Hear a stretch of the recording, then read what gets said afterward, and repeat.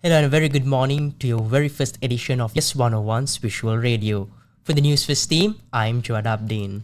And I'm Dithmini De Silva. First headline. In local news, crucial discussions to be held with Minister of Health on DAT allowance. Iran's Minister of Foreign Affairs, Dr. Hossein Amir Abdullahian, to visit Sri Lanka on a two-day visit today. 37th Asia-Pacific Regional Conference of the Food and Agriculture Organization of the United Nations in Colombo. In news overseas, flights departing Singapore required to use sustainable aviation fuel from 2026. And in sports, World Aquatics Championships 2024, Great Britain's Freya Colbert wins medley gold on final day. And now bringing you your news in detail. The Health Union Alliance says a crucial discussion will be held with the Minister of Health, Dr. Ramesh Patirana, on that allowance today. Its co-convener Ravi Kumudesh says the discussion will be held around 11 a.m. at the Ministry of Health. He added if discussions with the Ministry of Health does not succeed, a decision will be made on launching trade union action once again. 72 health trade unions engaged in a strike the past few weeks demanding the increased DAT allowance of 35,000 rupees for doctors to be given to them as well.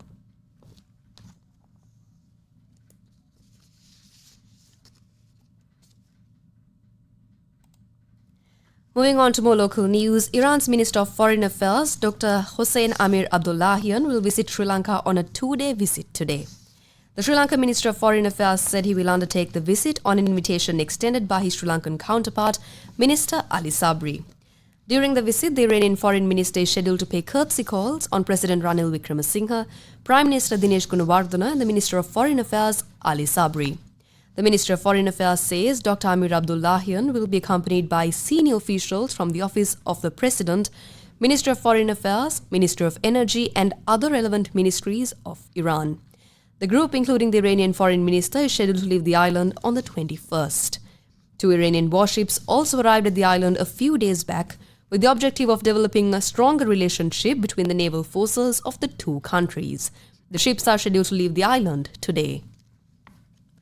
And also in more local news, the 37th Asia-Pacific Regional Conference of the Food and Agriculture Organization of the United Nations will be held in Colombo today.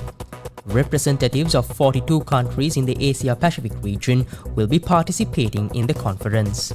The Ministry of Agriculture announced that over 300 officials, including ministers of agriculture and 35 countries, will participate in the event.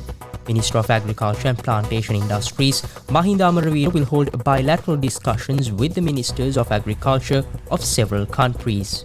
Arrangements have also been made to hold the inaugural session of this conference in the presence of President Ranil Wickremesinghe tomorrow.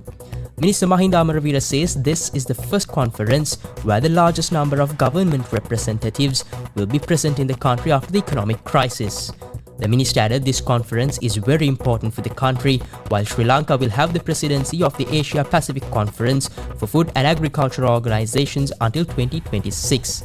This conference, which starts today, will be held in Colombo until the 22nd. International news. Flights departing from Singapore will be required to use sustainable aviation fuel from 2026, in a move aimed at progressively decarbonizing airline operations.